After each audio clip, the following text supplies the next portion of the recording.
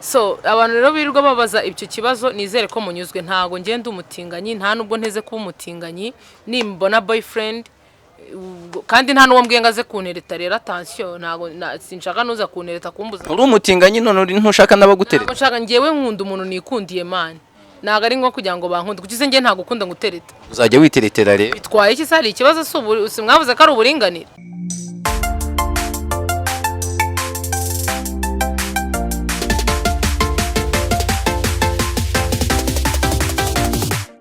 ni Zahabu Media on the top. Muraho neza mwese abamaze gukora subscribe ndabasuhuje namwe tugiye kubana bwa mbere mbibutsa kuza kwita mukora subscribe. Murabizi nitwa Nkuye Ibulaka Kuleka Tindo Masumbuku nambare 1 Ive.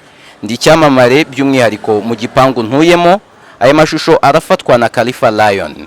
Uyu munsi tugiye kuganira n'umuntu umwe mu bihariye mu Rwanda. Nimvuga ngo arihariye muri swag, arihariye mu byakora, arihariye mu bwiza, mbega arakaze cyane, arahumura nkuko ndi kubyumva namwe mukabiryoherwa ku mashusho. Bamwita DJ Brian. Yo, meze mtema, this is your girl DJ Brian ngibisanzwe tu. The baddest. Yeah, the baddest in town. The one and what? One and only. Of course, man, this is your bad girl DJ Brian. So the baddest in town. Of course, nkuko bivuze tu. Yeah. Yani uba wifunze wagaze bwum. Ewana kwifunga nyine nakarwara tu. Nakarwara tuba turwaye bisanzwe. Ewana kwifunga nibyo bintu kandi biba bikwiye. Yeah. Wakoze icyangwe kiremereye cyane ubu hagaze nk'amafaranga ngaye mu myambarire gusa. Nukuri kw'Imana mbabarira nawe simbizi nanjye ubwanjye. Nyavuze subi bibizi biburumva nawe birebe. Mbizi nakubwira. Ibyo bintu muzabimbarize West kuko nibo bankoresha. Ninde ukwambika? Bamwita West Colors. Ewana naha ngaha turi ni kwa West of course. Ubwo abantu batahazi ni mu Biryogo. Hafi yo kuri Grass Hotel. So niwe rero ewana bankoreye izi show muba muri kureba tu. Niwe wandemeye ewana West Colors no kuri Instagram followinga ukareba. So cyangwa se ukanambaza inbox nanjye nkakubwira kugira ngo ajya gutaha ibyangwe bikaze biremereye. Okay, ndi kukubona uretse ibyangwe ufite tatouage nyinshi duhere ku ntare hariya. Yeah, tatouage mfite tatouage nyinshi. So ni memories kuri ngewe niko nabyita. Ni nyinshi harimo izitararangira harimo izarangiye. So nk'iya Lion uri kumbazaho ntago irarangira iyi. So yarangiye ni no tribal imaze 2 days niyo nshyashya.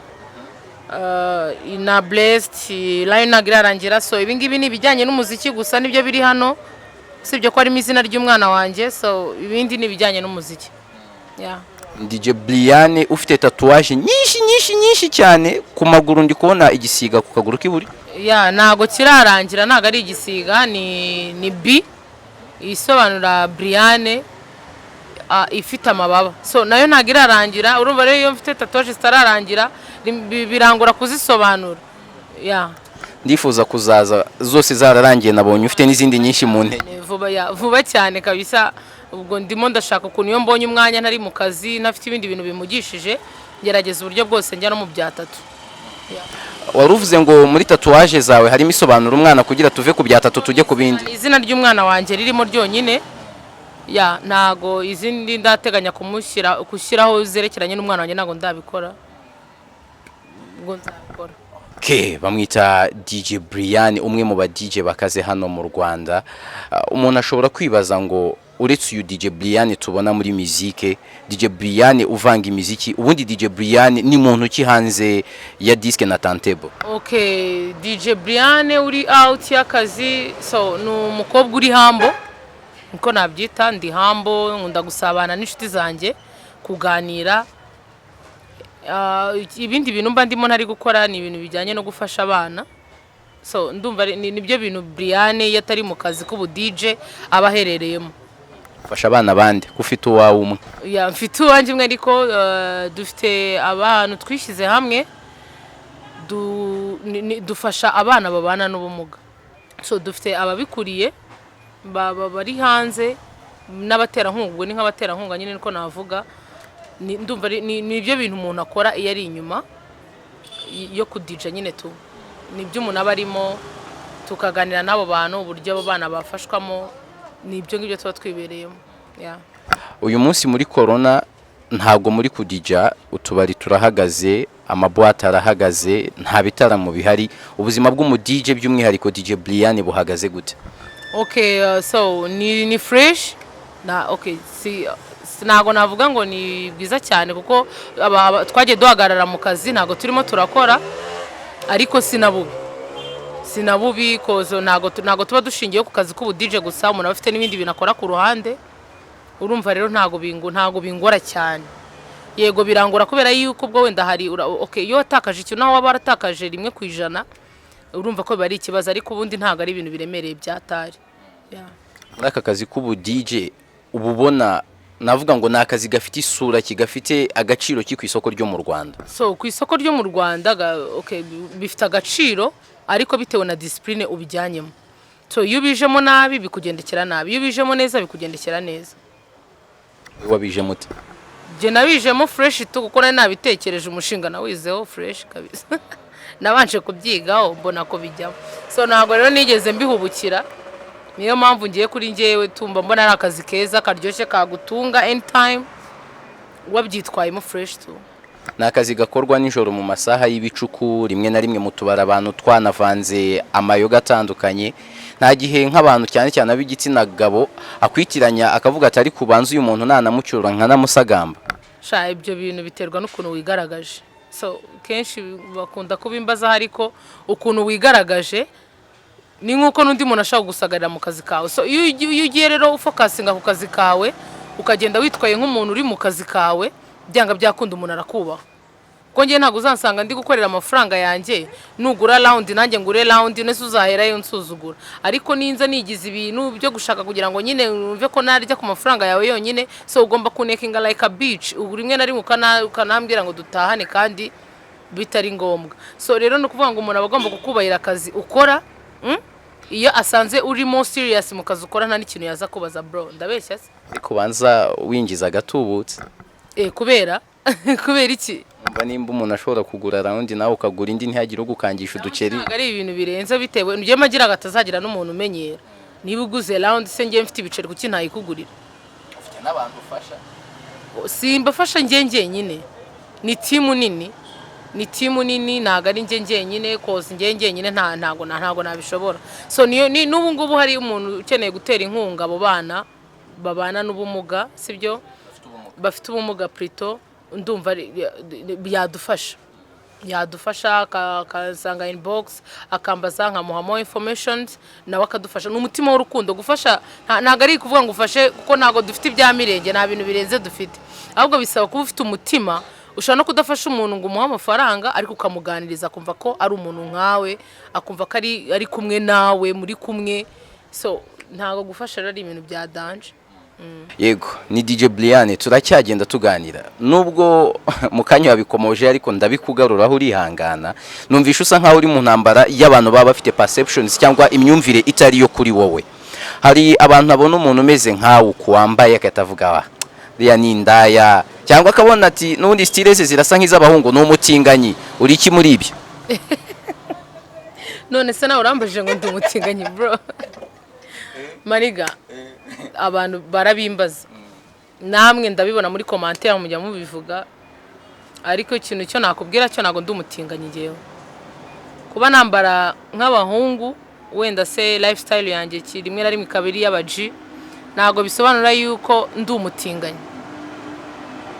Kambisubiremo, nago DJ Brian ari umutinganyi. DJ Brian nago ari umutinganyi. Nta na boyfriend mfite, wowe nawe ufite yaragiye. Afuye iki? Yaranyanze tu. Yaguhoye iki? Nago bizi. Ahubwo kugira ngo mushakire boyfriend twuzuzanya, bamurimo muranshinja ibintu by'ubugoryi. Mani ntago ndi umutinganyi, nta nubwo nteze kuba umutinganyi. So ningira boyfriend zamubamurikira, kuko abantu benshi baguma bambwira ngo ndababeshya ngo mufite boyfriend, ariko ngo ntago njya mubereka. so sinzi niba munsi umwe nzamuzana mu kiganiro niba nzamuza ndi nakubonanye na Pifla ahantu mu kiganiro ngira ngo ahari niho umushinga uri ko oya mumbabarire ntago Pifla ari boyfriend wanjye. Pifla twari turi gufashanya mu bintu by'akazi, so hari akazi twari turimo turi gufashanya kajyanye n'ibintu bya music.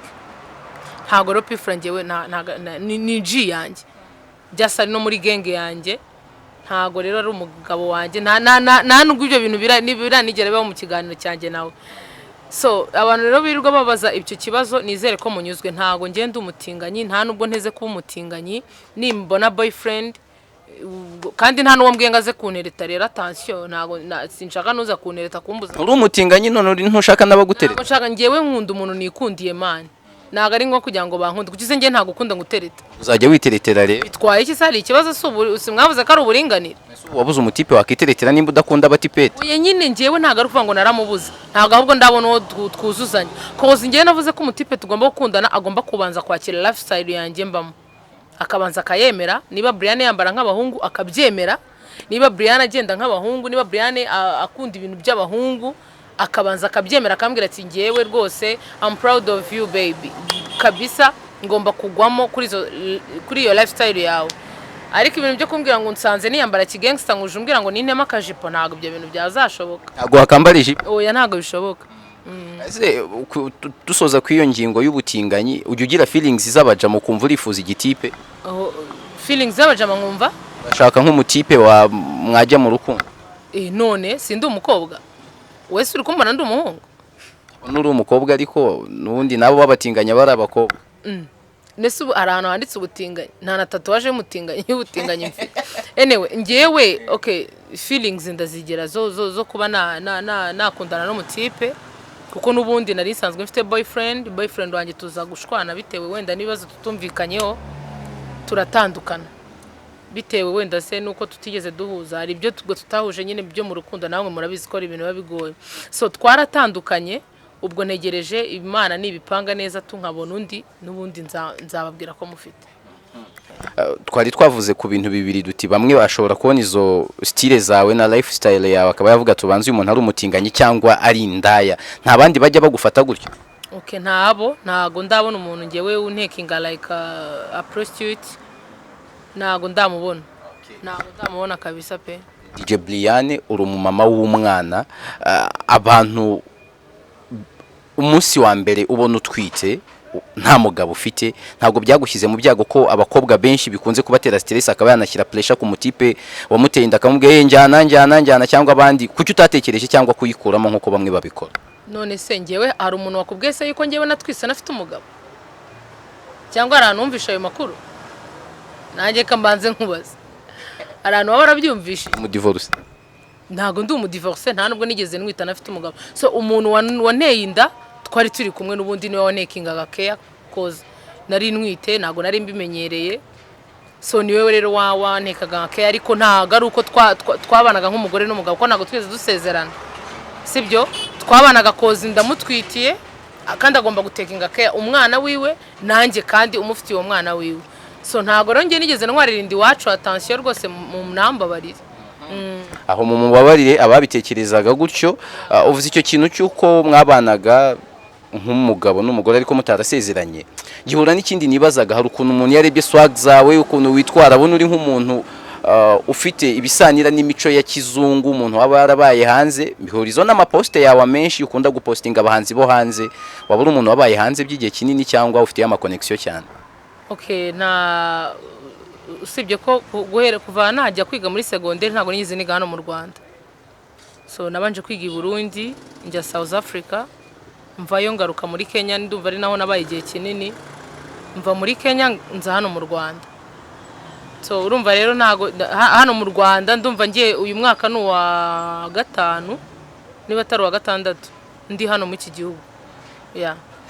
Imishinga yawe harimo iri international, ubufitanye nabo bantu mu ma connection yavanye mu ibyo bihugu byose? So of course arahari, koza nk'ubu ngubu hari abahanzi bo hanze turi gukorana, harimo The Master afite n'indirimbo nziza cyane kabisa.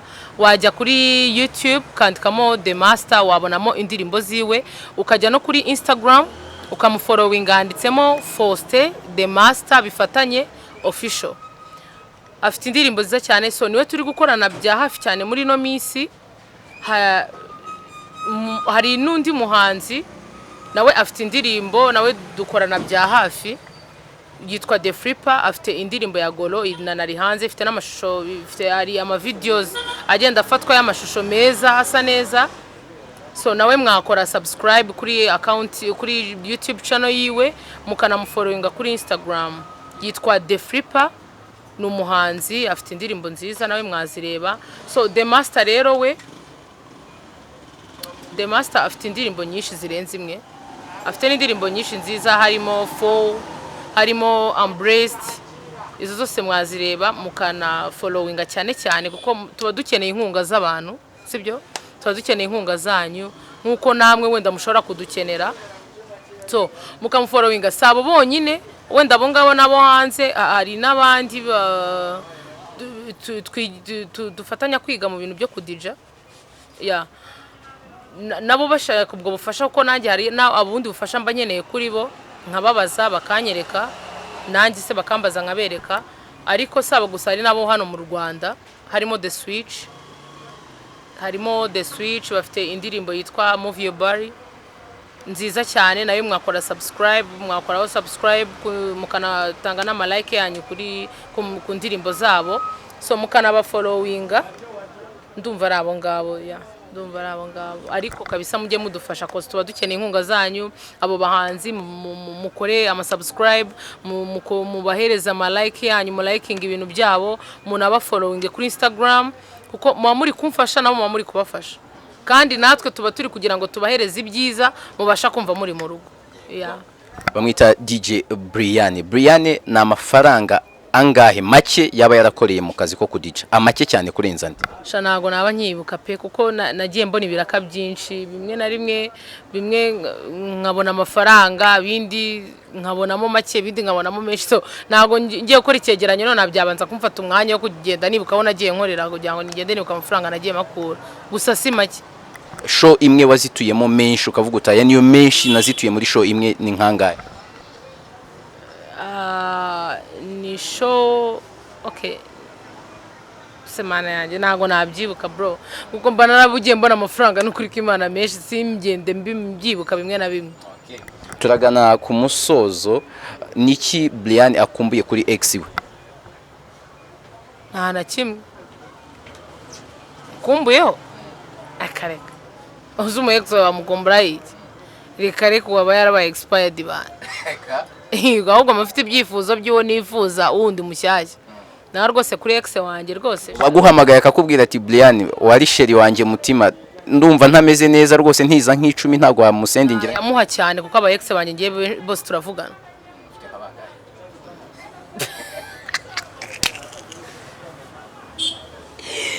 Lamba barira cyo koza ndakwinginze, ariko ngewe okay, aba ex banjye, so ndumva si babiri se buriya, ni babiri, turavugana, turacilinga, turasangira, ariko bikarangirira.